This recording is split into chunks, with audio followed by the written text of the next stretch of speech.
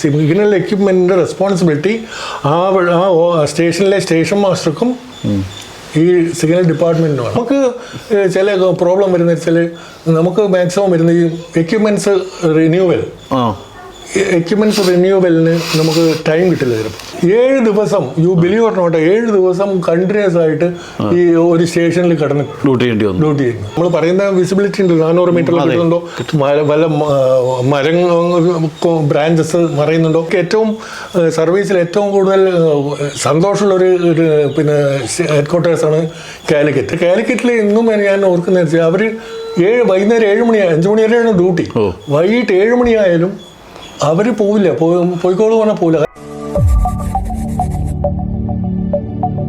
Safe guard entertainments railway signalling and communication വിഭാഗത്തിലൂടെ യാത്ര തുടരുകയാണ്. സ്വാഗതം. നേരിട്ട് ബന്ധപ്പെടുന്ന മറ്റൊരു സംഭവം ഇതാ ഉള്ളത്. ഇപ്പം ഗേറ്റ് നമ്മൾ പറഞ്ഞു, ട്രാക്ക് പറഞ്ഞു, മറ്റേ സിഗ്നൽ പറഞ്ഞു, ലോക്കൊക്കെ ലഭിക്കുന്ന സിഗ്നൽസ് പറഞ്ഞു. അതെ, പിന്നെ നമുക്ക് ഒരു അലൈഡ് ഡിപ്പാർട്ട്മെന്റാണ് ഇലക്ട്രിക്കൽ ഡിപ്പാർട്ട്മെന്റ്. ഇത് ഇലക്ട്രിക്കലി നമുക്ക് ഇതുണ്ടല്ലോ, ഇപ്പോൾ എല്ലാം ലോക്കൊക്കെ ആ ഇലക്ട്രിക്കൽ ഡിപ്പാർട്ട്മെന്റ് നമ്മുടെ ഇതിൽ പെടുന്നതാണ്. കാരണം ഇത് ഹൈ പിന്നെ വോൾട്ടേജ് ആണ്. അപ്പോൾ ഹൈ വോൾട്ടേജ് പാസ് ചെയ്യുന്ന സമയത്ത് നമ്മുടെ എക്യുപ്മെന്റ്സിന് പ്രോബ്ലം വരും. മനസ്സിലായി? അപ്പോൾ അതിനനുസരിച്ചാണ് നമ്മളെ എക്യുപ്മെന്റ്സും ആ വോൾട്ടേജിൽ നിൽക്കുന്ന വിധത്തിലാണ് നമ്മുടെ എക്യുപ്മെന്റ്സും. ആ ഡിപ്പാർട്ട്മെന്റുമായിട്ട് നമ്മുടെ അതായത് നമ്മളെ സിഗ്നൽ ഡിപ്പാർട്ട്മെന്റ് എല്ലാ ഡിപ്പാർട്ട്മെന്റുമായിട്ടും കോർഡിനേറ്റ് ചെയ്യും. നമുക്ക് പിന്നെ ജോയിന്റ് ഇൻസ്പെക്ഷൻ വിത്ത് എഞ്ചിനീയറിംഗ്, ഇലക്ട്രിക്കല്, പിന്നെ ട്രാഫിക്, പിന്നെ ലോക്കോ ഇൻസ്പെക്ഷൻ ഉണ്ട് നമുക്ക്. മനസ്സിലായി? അപ്പോൾ നമ്മൾ ഈ ലോക്കോയിൽ കയറിയിട്ടാണ് സൂപ്പർവൈസേഴ്സ് ഈ ലോക്കോയിൽ കയറിയിട്ട് നമ്മൾ ഈ സിഗ്നൽ ചെക്ക് ചെയ്യാൻ പോകണം.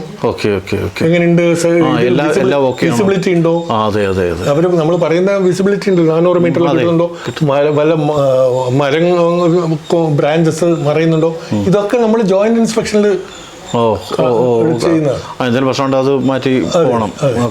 പിന്നെ അതുകൂടാതെ ഈ സിഗ്നൽ ഡിപ്പാർട്ട്മെന്റിന് എല്ലാം എന്ത് വർക്ക് ചെയ്യണമെങ്കിലും ഇവരുടെ ട്രാഫിക്കിന്റെ പെർമിഷനും പിന്നെ കൺട്രോളറിന്റെ പെർമിഷൻ വേണം. അല്ലാതെ നമുക്കൊന്നും തൊടാൻ പറ്റില്ല.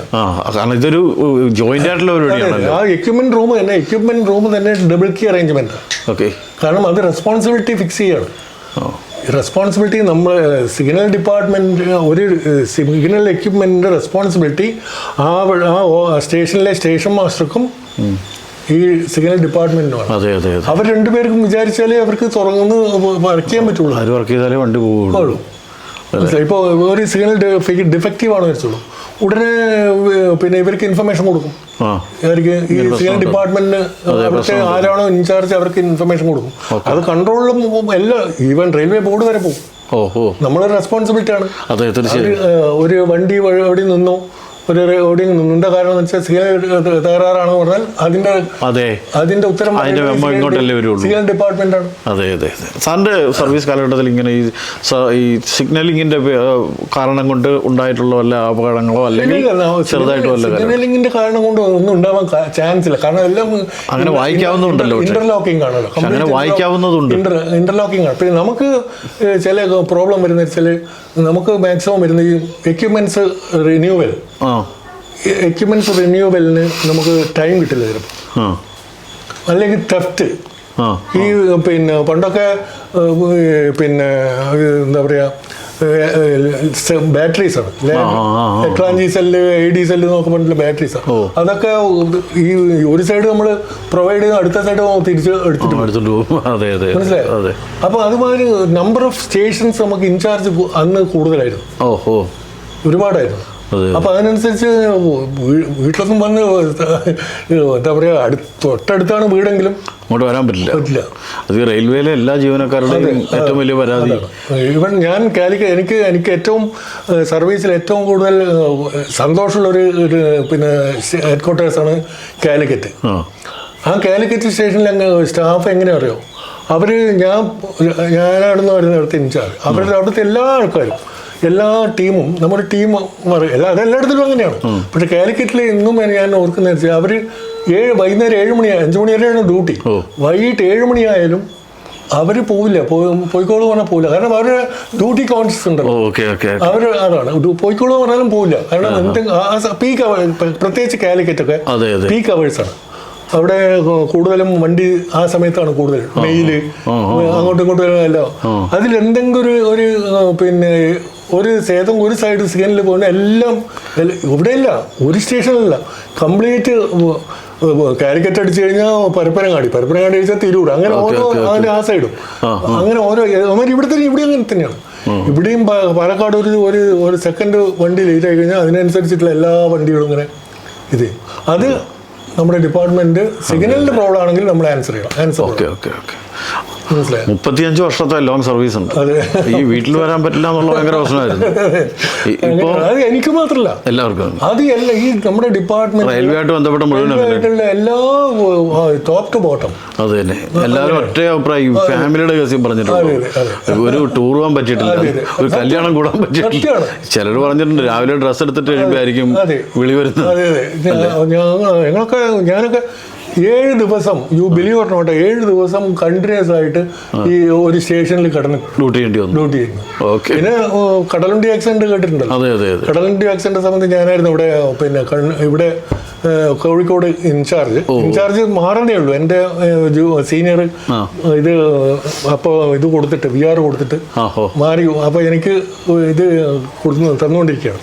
ആ സമയത്താണ് ഈ ഇത് നടക്കുന്നത്. അപ്പോൾ നമുക്ക് അന്ന് എന്താ വെച്ചാൽ ഈ വണ്ടി ഇത് ഇൻഫർമേഷൻ കിട്ടിയതുകൊണ്ട് നമുക്ക് ആകെ ടെൻഷനാണ് ഒരു ഇത്. പക്ഷെ എന്താണെന്ന് വെച്ചാൽ വണ്ടി സിഗ്നൽ പാസ് ചെയ്തിട്ട് പിന്നെ സിഗ്നൽ വണ്ടി കടലുണ്ടിന്ന് പാസ് ചെയ്ത് അഡ്വാൻസ് ഷട്ടർ എന്ന് പറയാം, ലാസ്റ്റ് സ്റ്റോപ്പ് സിഗ്നൽ എന്ന് പറയാം. അത് പാസ് ചെയ്ത് പോയി, അതിനുശേഷമാണ് ആക്സിഡന്റ്. അപ്പോൾ മനസ്സിന് കുറച്ചൊരു എന്നാലും ഇപ്പൊ ഇതാണ് പിന്നെ അറിയുന്ന ഇൻഫർമേഷൻ വണ്ടി വെള്ളത്തിൽ പോയി എന്നുള്ളതാണ്.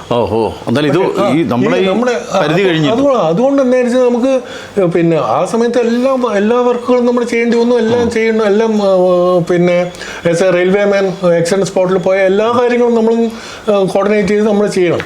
പക്ഷേ എൻക്വയറിക്കൊന്നും പോകേണ്ടി വന്നു, എൻക്വയറിക്കൊന്നും നമ്മൾ വിളിച്ചില്ല. കാരണം നമ്മളെ കഴിഞ്ഞു, മനസ്സിലായോ. മറ്റുള്ള ഡിപ്പാർട്ട്മെന്റ് ഒക്കെ പിന്നെ CRS എൻക്വയറി എല്ലാ എൻക്വയറി നമുക്കത് വണ്ടി വന്നില്ല.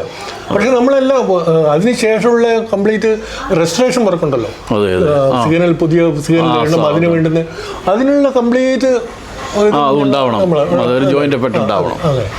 അതെ. 2017 പെൻഷനായി, 2017 നവംബറിൽ പെൻഷനായി. ഇപ്പൊ എന്താ പരിപാടി? ഒന്നുമില്ല, ഇപ്പൊ ഫ്രീ. ഇത്രയും കാലത്തെ ജോലിപ്പാടിന്റെ ഒരു സമാധാനം അല്ലേ, ലൈഫ് ഒന്ന് തിരിച്ചു പിടിക്കാന്നൊക്കെ പറയില്ലേ. ഇടയ്ക്കും ഞാൻ റിട്ടയർ ആയതിനു ശേഷം 2 വർഷം റെയിൽവേ തന്നെ വർക്ക് ചെയ്തു, അവർ വിളിച്ചിട്ട് ആണല്ലേ. 2 വർഷം കണ്ടിന്യൂ ചെയ്തു. പിന്നെ അപ്പോഴേക്കും കോവിഡൊക്കെ പിന്നെ ഇത് കോവിഡ് കഴിഞ്ഞതിന് ശേഷം വിളിച്ചു, പിന്നെ പോയില്ല. ഫാമിലി എനിക്ക് 2 മക്കള്, 2 പേരും ബാങ്കിലാണ്. അവൻ എയർപോർട്സിലായിരുന്നു, പിന്നെ അവൻ സർവീസ് കഴിഞ്ഞു വന്ന് ഇപ്പൊ ബാങ്കിൽ ജോയിൻ ചെയ്തു. വർക്ക് ചെയ്യുന്നില്ല.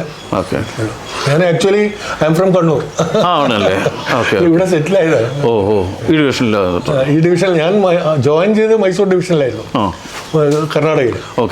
അവിടെ 15 വർഷം സർവ് ചെയ്തിട്ടാണ് ഇങ്ങോട്ട് റിട്ടയർ ആയത്. ഇവിടെ Palakkad division headquarters, SSC headquarters ആയിരുന്നു ഞാൻ. അപ്പോൾ വളരെ സന്തോഷം. ഈ പോസ്റ്റാണ്. വളരെ സന്തോഷമുണ്ട്. ഒരുപാട് നേരം നമുക്ക് വേണ്ടി, കാരണം ഇതൊരു റെയർ ആയിട്ടുള്ള സബ്ജക്റ്റ് ആണ്. ഇപ്പോഴും എനിക്കിങ്ങനെ കറങ്ങുന്നുണ്ട്. നമ്മുടെ ഈ സമയമൊന്നും പോരാ, ഇത് തീർച്ചയായും. കാരണം അത് പറയണമെങ്കിൽ ഇതൊന്നും പോരാ. ജസ്റ്റ് നിങ്ങൾ okay sir, okay, thank you.